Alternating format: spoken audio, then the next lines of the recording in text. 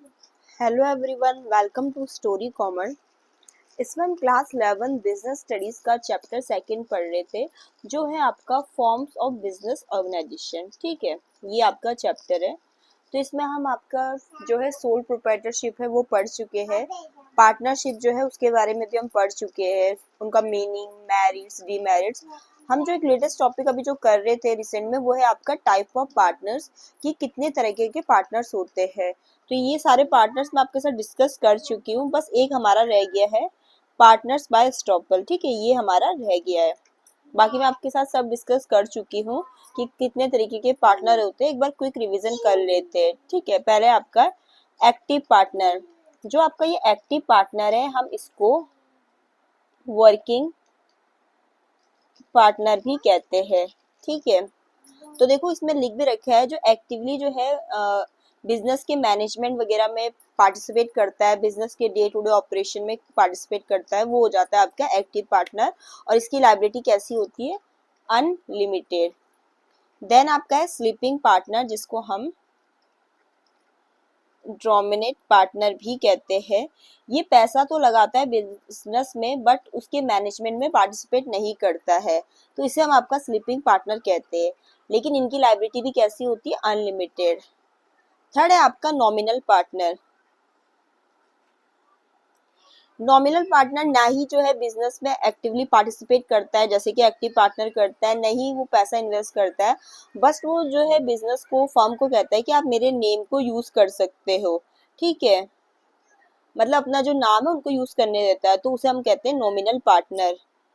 तो लिखा भी है मैंने यहाँ पर, only lend their name to the firm without any actual investment और रोल। ठीक है, मतलब कि कोई भी ये डे टू डे वर्क में पार्टिसिपेट नहीं कर रहे, ना ही इन्वेस्टमेंट कर रहे, और अपना नाम उनको यूज करने देते हैं, उसे कहते हैं नॉमिनल पार्टनर। बट इनकी लायबिलिटी भी कैसी होती है? अनलिमिटेड। पार्टनर्स बाय स्टॉपल अभी मैं आपके साथ डिस्कस करूंगी, इससे पहले जो हम पहले के पढ़ चुके हैं उनको देख लेते हैं। Minor partner. माइनर पार्टनर वो होता है जिसकी एज कितनी होती है? 18 से कम होती है, बिलो 18 ईयर्स। ठीक है,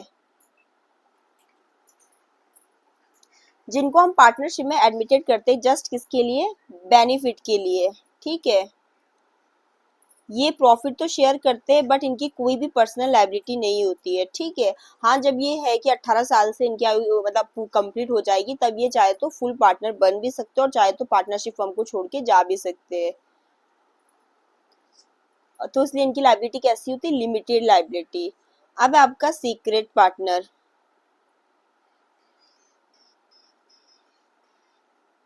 सीक्रेट पार्टनर आपका वो पार्टनर होता है जो पार्टिसिपेट करता है बिजनेस में, बट उसकी जो आइडेंटिटी है वो क्या बोलते हैं हम? आम जनता, पब्लिक से छुपा के रखते हैं, उसको कहते हैं हम सीक्रेट पार्टनर। कि एक ऐसा पार्टनर जो अपनी आइडेंटिटी को पब्लिक से छुपा के रखता है। ठीक है, वो बिजनेस में पैसा भी इन्वेस्ट कर रहा है, काम भी कर रहा है, ठीक है, सब कुछ कर रहा है, बट ये है कि वो पब्लिक की नज़र में छिप रखा है, वो मतलब उन पब्लिक की नज़र में उसकी आइडेंटिटी हाइड कर रखी एज अ पार्टनर, की ये इस फॉर्म का पार्टनर है। इनकी लायबिलिटी भी कैसी होती है? अनलिमिटेड। अब आज के टॉपिक में आ जाते हैं जिसे हम कहते हैं पार्टनर्स बाय स्टॉपल। ये हमारी छूट गया था टॉपिक। ठीक है, इसको देख लेते हैं। तो पहले यहीं पर पढ़ लेते हैं क्या है, कि जो इस तरीके से बिहेव करता है कि और उसे क्या कहते हैं? कंसिडर करते हैं कि पार्टनर है, मतलब वाकई में पार्टनर नहीं है, लेकिन उसने अपने एक्ट से, अपने व्यवहार से ऐसा शो किया कि हाँ, कि भाई मैं इस फर्म का पार्टनर हूँ, उसे हम कहते हैं पार्टनर्स बाय स्टॉपल या पार्टनर बाय होल्डिंग आउट। वही आज का टॉपिक है, उस पर हम पढ़ लेते हैं। Partner by estoppel. बाकी जितने भी मैंने अभी पार्टनर आपके साथ शॉर्ट में रिवाइज किए, इनको मैं आपके साथ ऑलरेडी डिस्कस कर चुकी हूँ। Partner by holding out.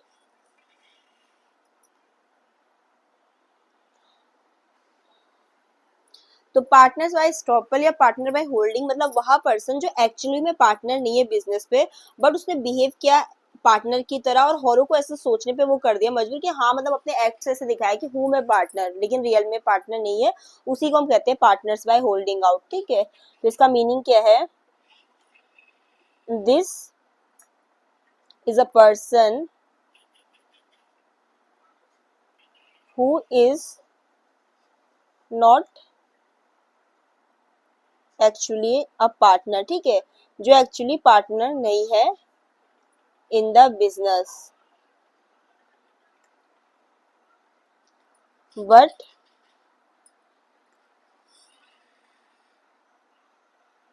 Behaves like a partner, ठीक है, बिहेव्स लाइक अ पार्टनर, ठीक है, उसने ऐसा बिहेव किया, मतलब ऐसा व्यवहार दिखाया कि औरों को लगा कि पार्टनर है, और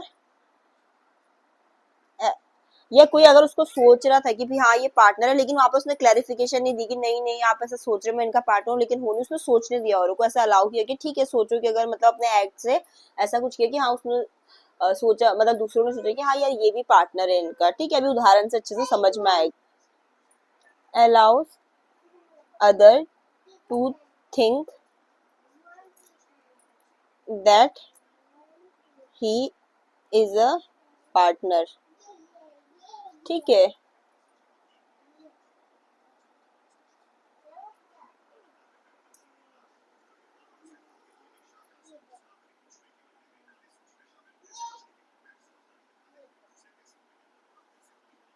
जैसे अब एक एग्जाम्पल ले लेते हैं, दो दोस्त है, एक का नाम है अमित और दूसरे का नाम है सुमित, ठीक है, दोनों ये क्या है, फ्रेंड्स है, ठीक है, फ्रेंड है, दोनों के दोनों दोस्त है आपस में, ठीक है। जो अमित है मान लो कि काफी फेमस पर्सन है, तो उसका जो दोस्त सुमित है वो एक फर्म को रन करता है, और वो क्या बोलते हैं एड वगैरह दिखा रहा है, तो उसमें उसका दोस्त जो अमित है काफी फेमस है, उसका नाम यूज कर रहा है एज अ पार्टनर, ठीक है। जो उसका दोस्त है अमित, उसको पता चला कि भी जो मेरा दोस्त सुमित है वो एड वगैरह जो चला रहा है, ठीक है, मतलब मान लो कि जो सुमित है कोई प्रोडक्ट वगैरह सेल करता है, ठीक है, कुछ भी, तो अपने प्रोडक्ट का टीवी पे ऐड देता है, और उसका दोस्त मान लो अमित काफी फेमस बिजनेसमैन है, ठीक है, तो वो कुछ ऐड वगैरह देता है, तो उसमें अपने दोस्त का नाम यूज करता है, जैसे होते हैं ना ऐड में कोई फेमस सेलिब्रिटी वगैरह का नाम यूज करता है। तो अब ये है कि भाई उन्होंने तो मतलब उसके उन्होंने पैसे भी देते हैं, ठीक है, बट यहाँ पर क्या हो रहा है कि अमित और सुमित दोस्त है, तो अमित काफी फेमस बिजनेसमैन है, सुमित जो है वो अपना फर्म स्टार्ट करता, मतलब पार्टनरशिप फर्म है उसकी, जिसमें किसी कोई भी एक प्रोडक्ट में वो डील करता है, तो वो एड में अपने दोस्त अमित का नाम यूज कर रहा है, और उसके दोस्त अमित को इसके बारे में पता चला, लेकिन उसने उसको स्टॉप नहीं किया और ना ही उसे मना किया कि भी ऐसा मत कर, ठीक है। तो लोगों ने उसको फर्म में ट्रस्ट किया, उसको पैसे दिए इस चीज से, इस चीज के उससे कि भाई जो इतना फेमस बिजनेसमैन है अमित, उसका नाम इस एड में दिखाया जा रहा है, वो भी इसका पार्टनर है। तो अगर होता है कि फर्म फेल हो जाता है, तो जो अमित है वो भी लाइबल होगा, भले ही उसने एग्रीमेंट कोई साइन नहीं किया, बट ये था कि जब उसका नाम दिखाया जा रहा था उसमें एड वगैरह में, तो उसने अपने दोस्त को डिनाई नहीं किया कि भाई ऐसा मत करो, ठीक है, नहीं उसको स्टॉप किया, उसने अपने एक्ट से ऐसा शो किया कि हाँ भाई मैं भी पार्टनर हूँ, तो इसलिए वो भी क्या बोलते हैं लाइबल हो जाएगा उस चीज के लिए, अगर फर्म मतलब किसी चीज में फेल हो जाता है तो उसके लिए अमित भी लाइबल हो जाएगा। तो यही होता है आपका पार्टनर्स बाय स्टॉपल और होल्डिंग आउट। तो ये आपका जो पार्टनर्स बाय स्टॉपल होता है, वो क्या बोलते हैं, प्रॉफिट में कोई उसका शेयर नहीं होता है, ठीक है, ना ही वो रियल पार्टनर है, ठीक है, वो ऐसा तो नहीं ना कि पार्टनर है फर्म में, बस वो तो अपने एक्ट से बिहेवियर से वो ऐसा दूसरों को बिलीव कराता है कि हाँ भाई मैं पार्टनर हूँ, इस तरीके से। उदाहरण के लिए ही मान लो कि कोई पर्सन है, उसका नाम राहुल है, ठीक है, वो अपने उसका कोई दोस्त है, ठीक है, राहुल का दोस्त मान लो कि विवेक जो है राहुल का दोस्त है, ठीक है, एक और एग्जांपल ले लो कि दो दोस्त है, एक है राहुल दूसरा है विवेक, ठीक है। जो विवेक है वो एक फर्म चलाता है, ठीक है, वो कुछ मीटिंग वगैरह साइन करने के लिए गया, मतलब अटेंड करने गया, वहां पर उसने कुछ पेपर भी साइन करे, ठीक है, इस तरीके से, और तू अपने साथ अपने दोस्त राहुल को भी ले गया, ठीक है, और वहां पर उन्होंने कुछ ऐसा बिहेवियर का ऐसा एक्ट दिखाया कि इस तरीके से इंट्रोड्यूस किया कि जो हमारा दोस्त राहुल है मेरा, वो भी एज अ पार्टनर है, क्लाइंट को ऐसा शो किया, और क्या है उसके बेस्ड ऑन जो कस्टमर है उन्होंने उसको पैसे भी उधार दिए 50,000 तक के क्रेडिट, ये सोच कर कि जो राहुल आ रखा है इनके साथ ये भी पार्टनर है, ठीक है।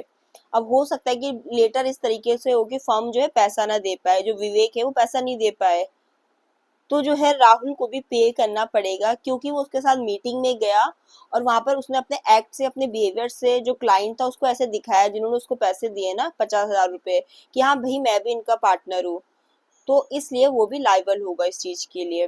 तो partners by estoppel holding out में यही होता है कि जो पर्सन है वो रियल में पार्टनर नहीं है, बट अपने व्यवहार से इस तरीके से एक्ट से सोचने पे मजबूर करता है, दूसरा सोचते हैं कि भाई हाँ ये भी पार्टनर है, या अगर कोई दूसरा सोच भी रहा है तो उनको अलाउ कर देता है कि आप ऐसा सोचो, उनको क्लैरिफिकेशन नहीं देता कि भाई नहीं मैं पार्टनर नहीं हूँ। तो उसी को हम कहते हैं पार्टनर्स बाय स्टॉपल और पार्टनर बाय होल्डिंग आउट। तो इसी वजह से जो ये होता है ये लाइबल हो जाते हैं आउटसाइडर को, क्योंकि उन्होंने ऐसा इंप्रेशन क्रिएट किया औरों पे अपने एक्ट से कि हाँ भाई मैं भी पार्टनर हूँ। तो यहाँ पर आपका जो ये टॉपिक है टाइप्स ऑफ पार्टनर, ये आपका कंप्लीट हो गया है।